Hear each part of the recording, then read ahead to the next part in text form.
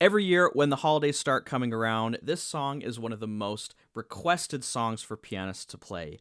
Linus and Lucy, the iconic Peanuts theme. But if you've tried playing it, you know that the coordination between the hands can feel a little bit like rubbing your belly while tapping your head. But it only will feel that way if you don't know how to practice it. Once you understand how to break it down like we're going to do in this video, and actually how to approach coordination challenges in general, you'll be able to pull out this tune every November and December without breaking a sweat. So today I'm going to show you exactly how to practice Linus and Lucy so that your hands lock in and groove together. And if this is your first time here, my name is Michael Clement. I'm a pianist and composer who helps you become more creative and free at the piano. So if that's something you're interested in, stick around and subscribe to the channel so that you know whenever I'm coming out with a new video. So we're going to start off by tackling the left hand, and you're welcome to just use what I have on screen to practice along with me. But I would recommend going ahead and grabbing a Charlie Brown Christmas piano solo songbook. You can get it for just $17 on Amazon. I'm not sure how good the Kindle version is. Sometimes the Kindle versions aren't very good. You can get the paperback for $17, and that'll just make it a lot easier to practice when you're practicing on your own. But let's go ahead and tackle the left hand. So as we're going through this, the first thing I want you to notice is that a lot of these left hand notes are not on downbeats. In fact, a lot of them specifically avoid the downbeats. And that's kind of the fundamental issue with this left hand bass line. But once you feel it, you're going to have no problem with it. So let's start off with this. So 1 and 2 and 3 and 4 and 1 and 2 and 3 and 4 and 1 and 2 and 3 and 4 and 1 and 2 and 3 and 4 and 1. So notice that as I'm playing this, I am trying to feel beat 1 really clearly, even though I'm not playing it. So 1, 1, 1, 1, 1, right? So as we go through this, as we learn both hands, getting really comfortable with feeling beat 1, even though we're not playing it, is going to be really important. And it's going to be the thing that makes it really easy to put the right hand along with it. So just go ahead and practice this along with me a few more times. We're just going to loop this. So 1 and 2 and 3 and 4 and 1 and 2 and 3 and 4 and 1 and 2 and 3 and 4 and 1 and 2 and 3 and 4 and 1 and 2 and 1, 2. Right? So go ahead and practice that. That's really all there is to the left hand. So we're going to do the right hand next, and then we're going to put things together. Now, notice that I do have some things put in for the bass. This is for when I play with the group. This is actually the chart that I use when I play with the group, and I just kind of give the bass what I want them to do. But you can go ahead and ignore that.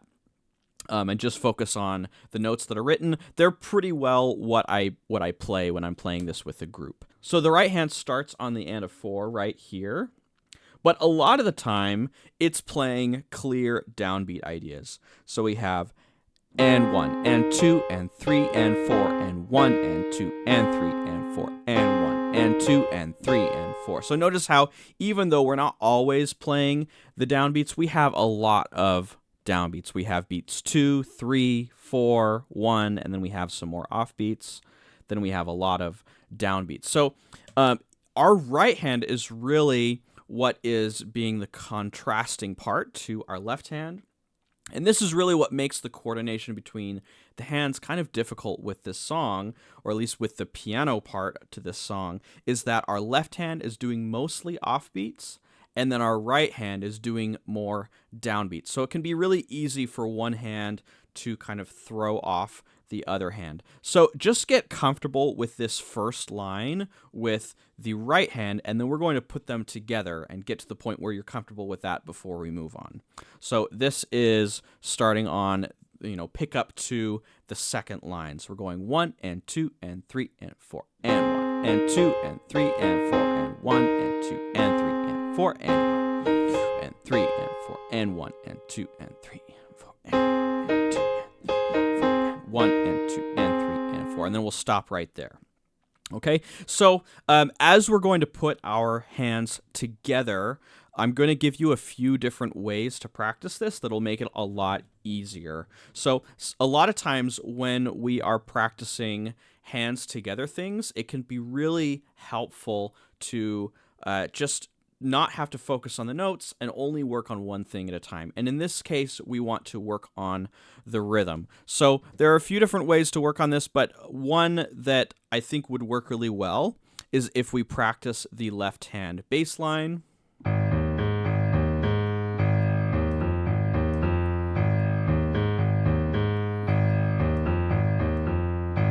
And the first thing I want to try practicing is I want to practice having your right hand play a downbeat while your left hand does the bass line. So we're going to go 1 and 2 and 3 and 4 and 1 and 2 and 3 and 4 and 1 and 2 and 3 and 4 and 1 and 2 and 3 and 4 and 1. And that'll just get you comfortable with going a little bit further, feeling that beat 1, so it's really clear where you're downbeat. And then the next thing I want to try, and we're going to do this extra slowly, is practicing tapping the right hand rhythm while we're playing the left hand.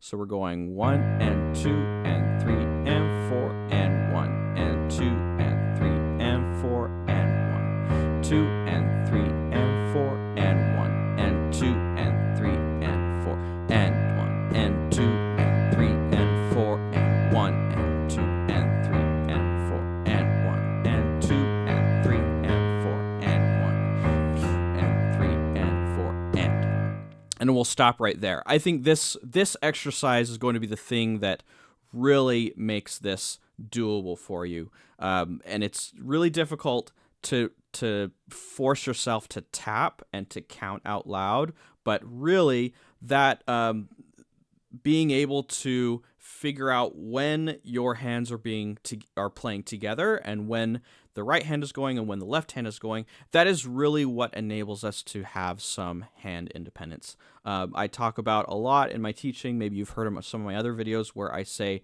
that hand independence is kind of a myth. We just get really good at our brain telling us when to do things together and when to do things with the right hand and with the left hand. They're not ever truly independent. We just learn how to work together, right? So this first step of tapping along with the right hand while playing the left hand bass line, I think this is a great step. One other thing that you could do before doing the full right hand is you could just play the melody. So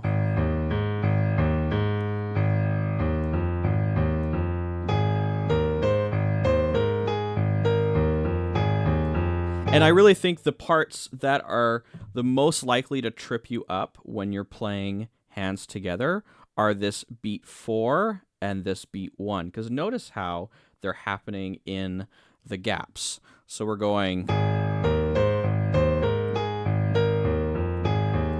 Everything else is along with the left hand, but that beat 4 and the beat 1 is really what isn't with the left hand. So we're going.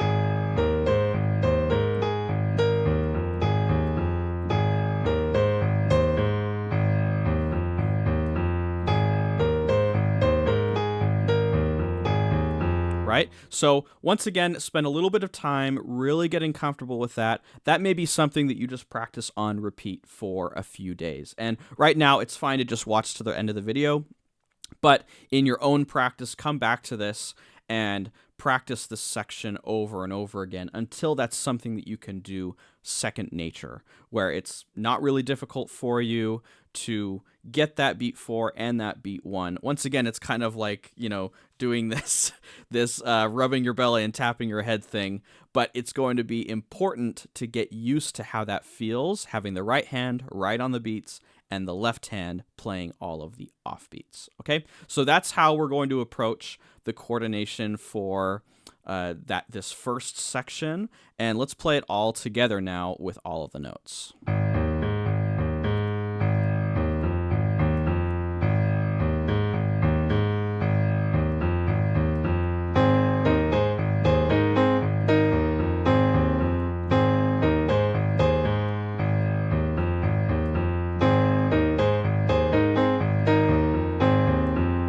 And now we're going to go on to the next section where we finally have our first chord change.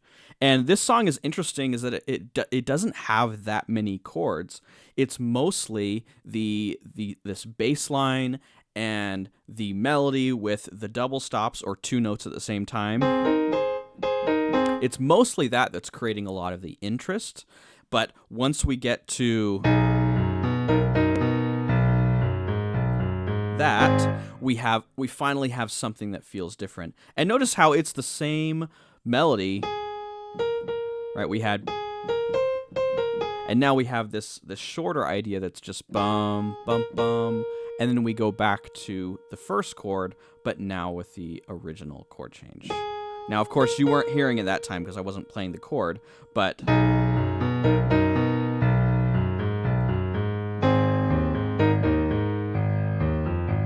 and notice how it's written C flat major. It really is B major, and if that helps you to think about it as either C flat major or B major, just pick the one that makes the most sense in your head once you can get off the page. Of course, if you're reading it, stick to reading what's written. But the reason they did that is because the song is mostly in flats. So here's the C flat portion, and then we're back to A flat.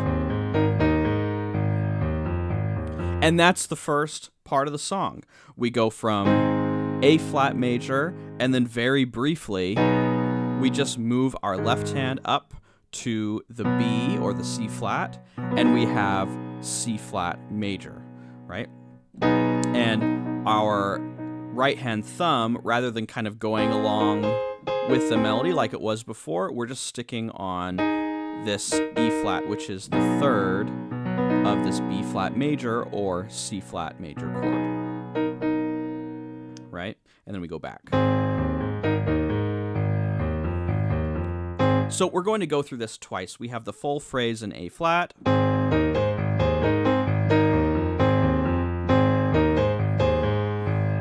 the second time, it changes to the C flat. And then a little bit going back. We're going to do that again.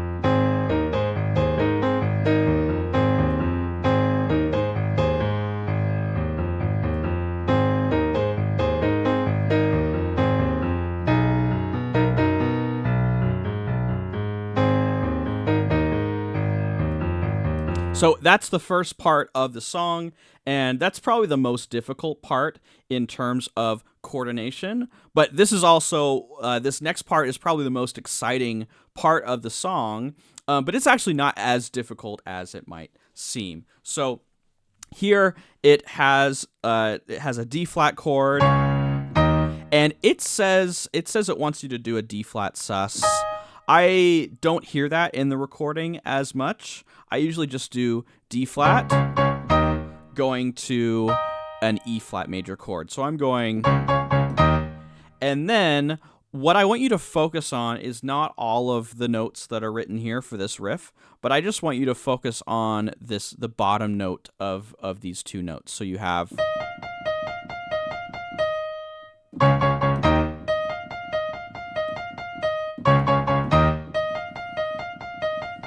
so that's kind of the melody, is this bottom note here.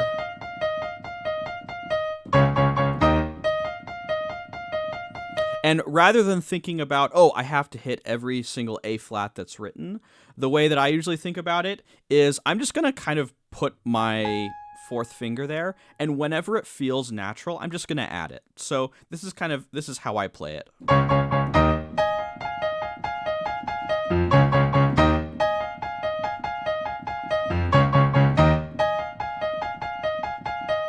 And it's actually a little bit different than what's written.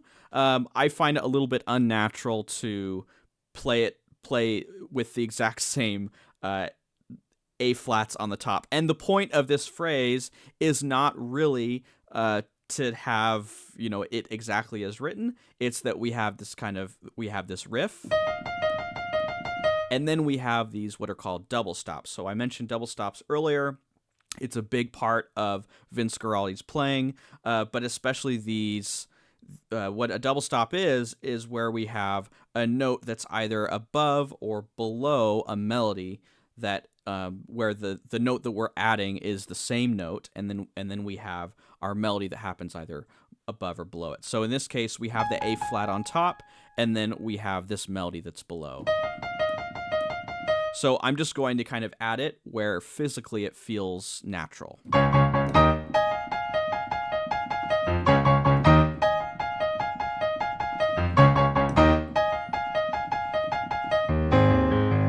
And getting to this section and out of it is probably the most difficult part of this tune besides the coordination. So we're going along. We have...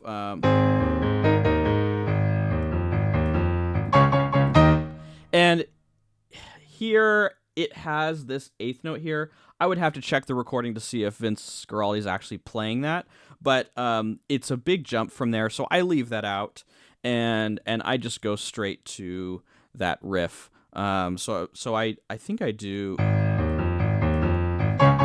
So I do play that low A flat, but I guess it's a combination of, if you're using the book, you're probably turning the page. So I don't play that, and then...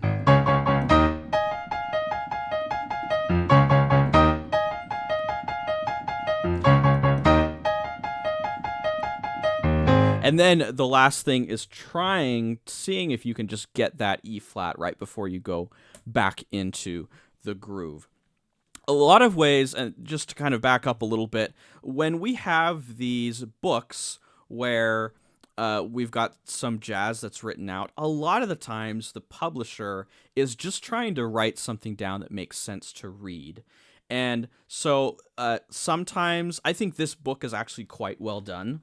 In terms of the things that it chooses to include, the different voicings that it includes from Vince Guaraldi's playing. But you got to understand that Vince Guaraldi did not create this book. So it's always best to go back to the original recording and see what they played, and also figure out what's going to make the most sense for you to play when you're playing this song. So always keep that in mind when you are reading written out jazz, especially something like this. This is a bit more prescribed. His playing is quite repetitive in a good way, in a way that it really supports the song quite well. And so as we're playing this, if something is not working for you, if you're reading it as is and it just doesn't fit well with your hand, then try to find a way to modify it so it works better for you. So as we're coming out of this B section,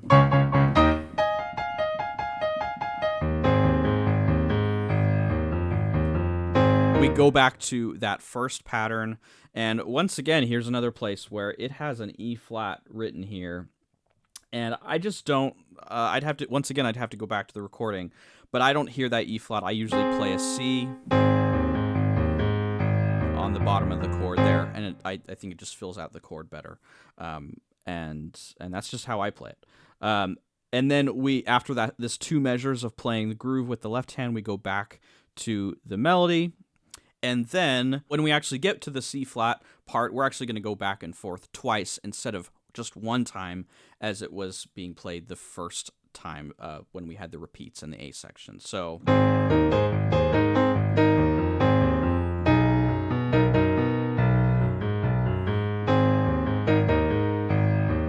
back.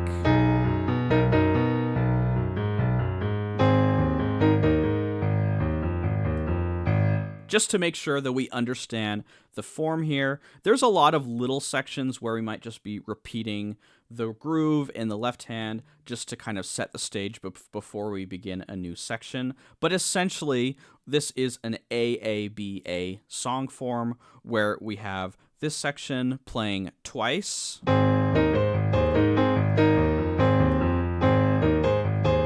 including the section that goes from A flat to C flat and back. So we play that twice, and then we go to the B section, which includes those double stops. That happens 3 times, and then we repeat the last A section, which is, once again,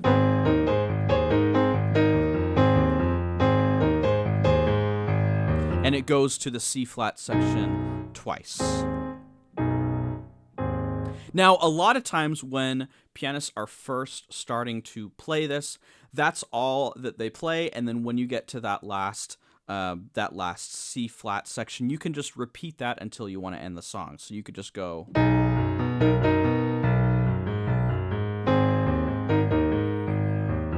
then you can just repeat the left hand. And that's a great place to end it, and a lot of people will end it there. So now you know the secret to how to practice Linus and Lucy, so you can get really comfortable with the coordination in the left hand, and then also in the B section, you have some tricks to be able to get comfortable with those double stops, with the breaks, so that when your left hand isn't supporting your right hand, you can feel really comfortable knowing that your right hand can do what it needs to do by itself. And honestly, this is enough to play Linus and Lucy in public. If you're wanting to play kind of a short version of this, I think it's probably 2 to 3 minutes, just this version, and I think that would be a great place to start. Now, there is actually a C section to this song, and it's actually what people usually improvise over on this song, and it sounds a little bit like this. You might remember it.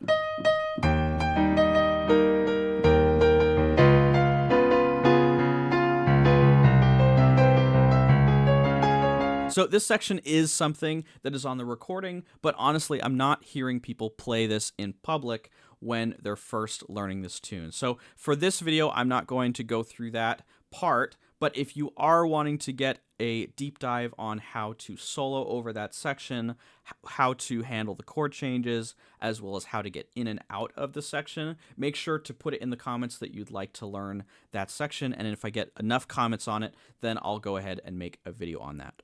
If this was helpful and you'd like more step-by-step jazz piano training like this, go ahead and check out my course, The Jazz Piano Launchpad. Not only do I give you everything that you need to go from not knowing much or anything about jazz to being able to play jazz with a rhythm section, but I also have a mini course that goes along with the Jazz Piano Launchpad that includes 16 of your favorite holiday jazz standards that you can get started playing today, as well as you're working through the Jazz Piano Launchpad course. So that when you have a holiday party that you want to play some songs, you'll have everything that you need to be able to be confident playing those songs at your next holiday party.